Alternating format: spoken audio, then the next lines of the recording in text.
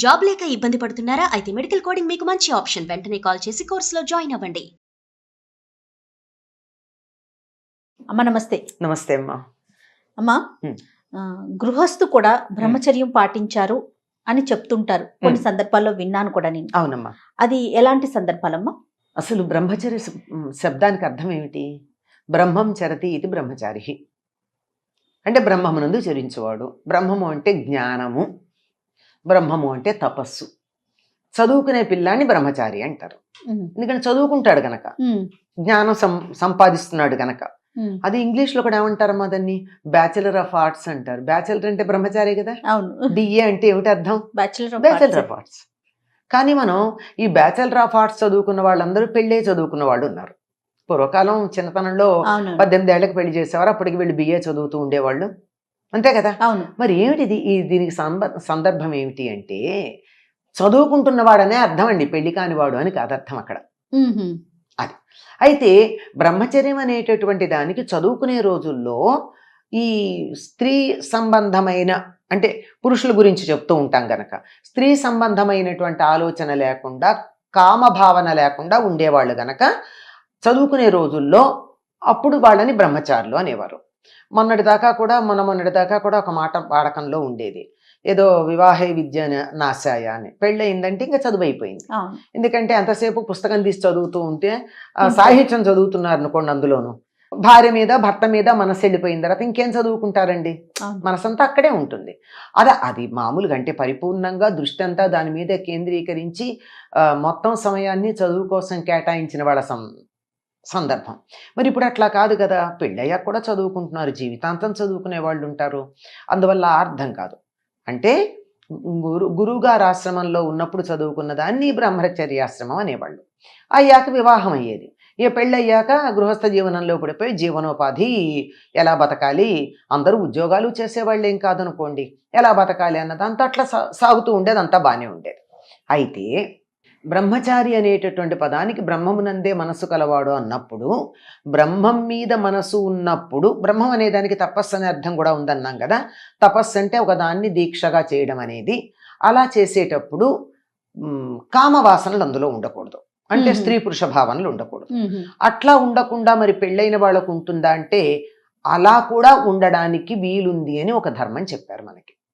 ఎట్లాగంటే, వివాహమైనటువంటి వాళ్ళు సంసారం నిర్వహించటం అన్నది, అంటే భార్యాభర్తల ధర్మం, దాంపత్య ధర్మం, అంటే శారీరకమైనటువంటి దాంపత్య ధర్మం ఏదైతే ఉందో అది ఎప్పుడెప్పుడు నిర్వర్తించవచ్చు, ఎప్పుడు నిర్వర్తించకూడదు అన్న దానికి కొన్ని నియమాలు ఉన్నాయి మనకి. మన శాస్త్రం చెప్తాం, చాలా స్పష్టంగా ఉంది మనకి. పురాణాలు చదివితే తెలుస్తుంది కదమ్మా. ఆవిడ దితి వెళ్ళి నాకు సంతానం కావాలని అడిగితే, ఇది అసుర సంధ్య వేళ, ఈ సమయంలో కూడదు అని చెప్తాడు. అంటే ఆ సమయంలో కూడదన్నది అదొకటే మనకి తెలుసు. అవును. అంటే అసుర సంధ్య వేళ, ఉషస్సంధ్య అంటే పొద్దున తెల్లవారుతూ ఉన్న సమయం. ఎందుకంటే ఆ సమయంలో ఏ పనులు చేయాలో చెప్పబడింది కనుక ఆ పనులు చేస్తే ఆరోగ్యానికి మంచిది. మనకి బయోక్లాక్ గురించి కూడా ఇప్పుడు ఆధునిక శాస్త్రంలో, సైన్స్లో చెప్తున్నారు కదా, ఏ సమయంలో కిడ్నీ బాగా పనిచేస్తుంది, ఏ సమయంలో లివర్ బాగా పనిచేస్తుంది, దానికి తగినట్టుగా మనం ఉంటే ఆరోగ్యం ఉంటుంది అని చెప్తున్నారు కదా. అట్లాగే నిషిద్ధ సమయాలు ఉన్నాయి. ఇప్పుడు చెప్పాను కదా, అసుర సంధ్య, ఉదయం. అట్లాగే కొన్ని తిథులు, ఆ తిథుల్లో భార్యాభర్తలు కలవకూడదు. ఎందుకంటే ఆ సమయంలో కలిసినట్టయితే కలగబోయేటటువంటి సంతతి మంచిది ఉండదు. అట్లాంటివి తిథులు, నక్షత్రాలు, దినాలు కొన్ని ఉన్నాయి, స్పష్టంగా ఉన్నాయి. ఆ రోజుల్లో ఉండకుండా ఇవి కాక మరికొన్ని ఉన్నాయి. మరికొన్ని అంటే రేపు తద్దినం పెట్టబోతున్నారు తండ్రిది, ఆ ముందు రోజు, ఆ రోజు, మర్నాడు, ఆ 3 రోజులు బ్రహ్మచర్యం పాటించాలి. తండ్రికి తల్లికి ఎవరికి తద్దినం పెట్టినా అంతే కదా, వాళ్ళకే పెడతారు. లేని సందర్భంలో కొద్ది మందే మహానుభావులు మిగిలిన వాళ్ళకి, బంధువులకి పెట్టేవాళ్ళు ఉంటారు.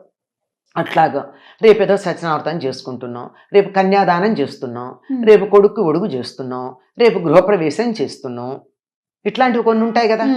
రేపు శివరాత్రి రోజు గురించి మాట్లాడతారు. రేపు శివరాత్రి అంటే దానికి ముందు రోజు. ఇట్లా ఏవైతే మనం పండగలు, శుభకార్యాలు, తర్వాత అపరకర్మలు అంటే తద్దినాలవి ఇలాంటివి చేయడానికి ముందు రోజు కూడా బ్రహ్మచర్యం పాటించాలి. ఇలాంటి నిషిద్ధ దినాల్లో బ్రహ్మచర్యం పాటించాలి. ఇలాంటి సందర్భాల్లో బ్రహ్మచర్యం పాటించాలి. ఇవన్నీ పాటిస్తూ గృహస్థ జీవనం గడిపినటువంటి వాళ్ళు బ్రహ్మచారులుగా పరిగణించబడతారు. వాళ్ళను కూడా బ్రహ్మచారి అని అనాలి. అంటే గృహస్థయుండి బ్రహ్మచర్యం పాటించటం, భార్య ఉంది బ్రహ్మచర్యం పాటించటం. అంటే ఎప్పుడు పడితే అప్పుడు జంతువులు కూడా ఎప్పుడు పడితే అప్పుడు మీటింగ్ చేయవమ్మా, వాటికి కూడా ఒక సమయం ఉంది. అలా కాకుండా పిచ్చి పిచ్చిగా ఎప్పుడు పడితే అప్పుడు కామ ప్రకోపం కలిగి తట్టుకోలేక పిచ్చి పనులు చేయకుండా ఉండాలి అనేటటువంటి ఉద్దేశంతో రాబోయేటటువంటి తరం ఆరోగ్యకరమైనటువంటి శారీరక మానసిక ఆరోగ్యాలు కలిగిన పుష్టైన శరీరం కలిగినటువంటి తరం ఉండాలి అనే ఉద్దేశంతో ఇలాంటివి కొన్ని స్పష్టంగా చెప్పడం జరిగిందమ్మా.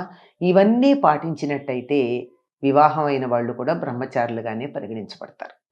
అట్లాగా రేపేదో సత్యనారాయణ చేసుకుంటున్నాం, రేపు కన్యాదానం చేస్తున్నాం, రేపు కొడుకు ఒడుగు చేస్తున్నాం, రేపు గృహప్రవేశం చేస్తున్నాం, ఇట్లాంటివి కొన్ని ఉంటాయి కదా. రేపు శివరాత్రి రోజు గురించి మాట్లాడతారు. రేపు శివరాత్రి అంటే దానికి ముందు రోజు. ఇట్లా ఏవైతే మనం పండగలు, శుభకార్యాలు, తర్వాత అపరకర్మలు అంటే తద్దినాలవి ఇలాంటివి చేయడానికి ముందు రోజు కూడా బ్రహ్మచర్యం పాటించాలి. ఇలాంటి నిషిద్ధ దినాల్లో బ్రహ్మచర్యం పాటించాలి. ఇలాంటి సందర్భాల్లో బ్రహ్మచర్యం పాటించాలి. ఇవన్నీ పాటిస్తూ గృహస్థ జీవనం గడిపినటువంటి వాళ్ళు బ్రహ్మచారులుగా పరిగణించబడతారు. వాళ్ళను కూడా బ్రహ్మచారి అని అనాలి. అంటే గృహస్థయుండి బ్రహ్మచర్యం పాటించటం, భార్య ఉంది బ్రహ్మచర్యం పాటించటం. అంటే ఎప్పుడు పడితే అప్పుడు జంతువులు కూడా ఎప్పుడు పడితే అప్పుడు మీటింగ్ చేయవమ్మా, వాటికి కూడా ఒక సమయం ఉంది.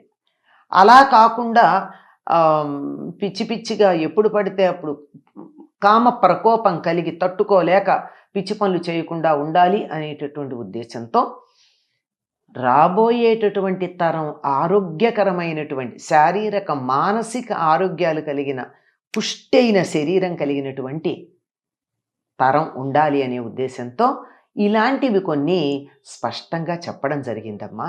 ఇవన్నీ పాటించినట్టయితే వివాహమైన వాళ్ళు కూడా బ్రహ్మచారులుగానే పరిగణించబడతారు.